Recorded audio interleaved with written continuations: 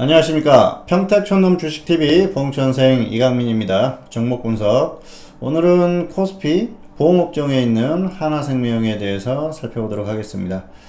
자, 하나생명, 대한생명이 원래 상호죠. 대한생명을 2002년도에 하나그룹에서 인수를 했어요. 그래서 지금 상호 같은 경우에는 최근에 변경을 했죠. 2012년에 변경을 했습니다만은 역사가 있는 그런 그 보험사죠.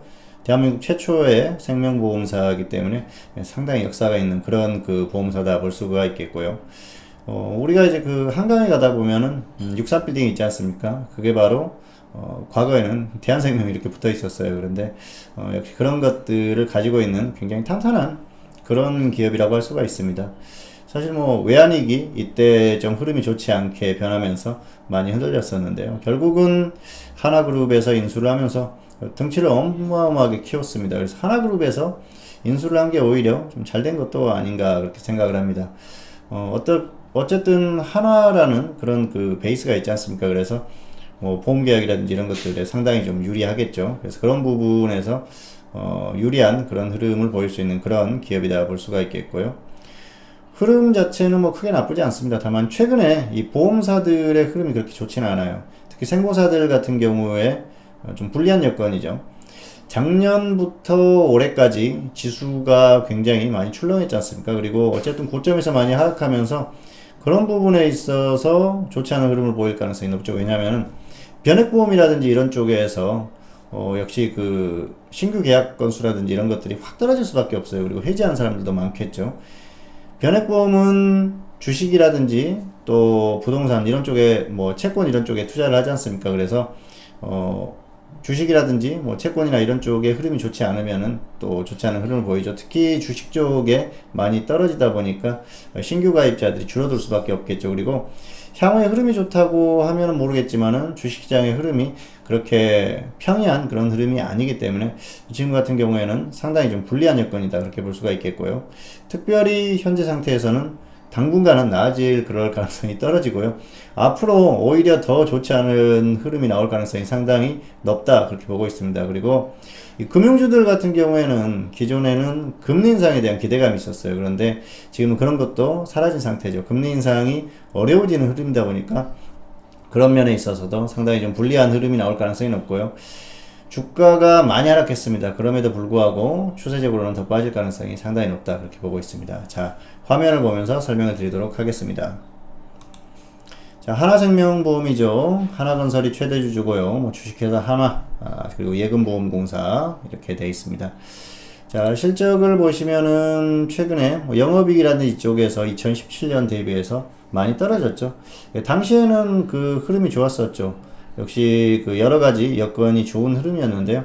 이 증시와도 연관된다 그렇게 보시면 될 것 같습니다. 어쨌든 그 보험 그 사들이 주식 투자도 하는 그런 상품들을 출시를 하기 때문에 영향을 받을 수밖에 없어요. 그리고 여러 가지로 최근에 이 그 금융업종 쪽에 자꾸 정부나 금융당국에서 제약을 많이 가하기 때문에 그런 면에서도 상당히 좀 어려운 그런 흐름들을 보였었다 그렇게 보시면 될 것 같습니다. 어쨌든 현재 상태에서는 앞으로 당분간은 좀 좋지 않은 흐름이 나올 가능성이 높은데요. 그렇다고 이 기업들이 크게 문제가 생기거나 그럴 흐름은 아닙니다. 왜냐면은 워낙 그 보험사들이라는 게 현금을 많이 보유하고 있어요. 그래서 그런 면에서는 안정적이라는 것이죠. 그래서 안정성은 있고요. 그리고 하나라는 어떤 그 그룹의 배경이 있지 않습니까? 그런 면에서는 크게 걱정할 필요가 없을 것 같고요.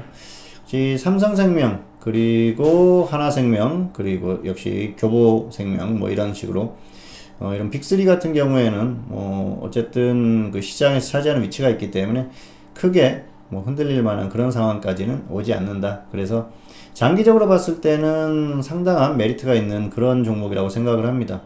안정적인 기업 흐름 그런 것들에 더해서 주가의 가격 메리트까지 발생한다면 상당히 좋겠죠. 그래서 지금 당분간은 조금 지켜보시다가 장기적으로는 관심을 갖자 그렇게 말씀을 드리겠습니다. 자, 최근에 흐름이 좋지 않죠. 외국인 기관이 다 매도하는 흐름이고요. 그렇다면 주가가 어떻게 나올까요? 주가의 흐름도 좋지 않습니다. 상장 이후에 제대로 흐름이 한 번도 나온 적이 없어요. 참 안타깝죠.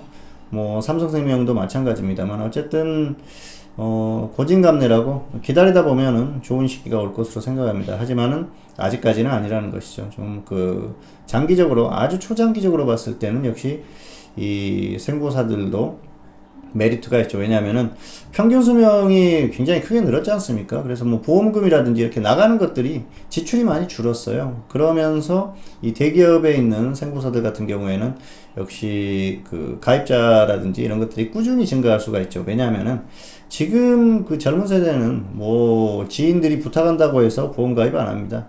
인터넷으로 다 찾아보고 스스로 가입을 해요. 그래서 이 그 안정적인 기업들에 가입을 하거든요. 뭐 기껏 가입을 해놨는데 기업이 없어진다 그러면은 뭐 큰일이지 않습니까? 그래서 그런 부분까지 다 따지니까 이제 그 삼성생명이라든지 하나생명, 뭐 교보생명 이런 쪽은 역시 메리트가 있다는 것이죠. 특히 대기업 그룹에 속해 있는 삼성생명이나 하나생명은 그만큼 메리트가 있다. 그렇게 보시면 될 것 같습니다. 어쨌든 흐름이 완전히 지금 끝나는 흐름이에요. 자, 작년 뭐 2017년 10월이 고점이지 않습니까? 지수보다도 약하고요.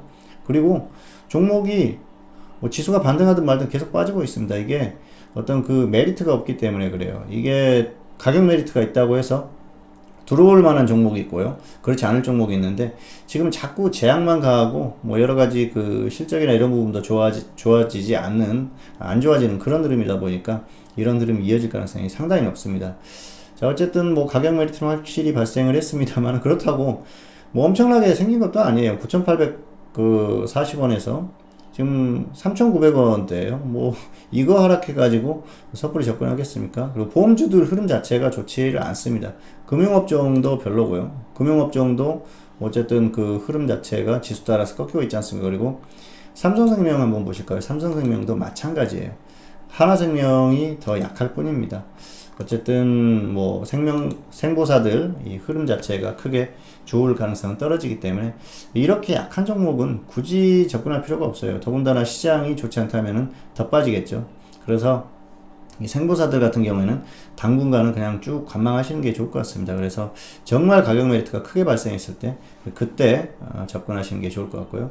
장기적으로 초장기적으로는 관심을 갖자. 그러나 당분간 중장기적으로 조금 관망하는 게 좋겠다. 이렇게 결론을 내리겠습니다. 현재 상태에서는 관망이고요. 당분간 관망 이렇게 결론을 말씀드리겠습니다. 자, 오늘은 코스피 보험 업종에 있는 하나생명에 대해서 살펴봤습니다. 다음 시간에 다시 찾아뵙도록 하겠습니다. 감사합니다.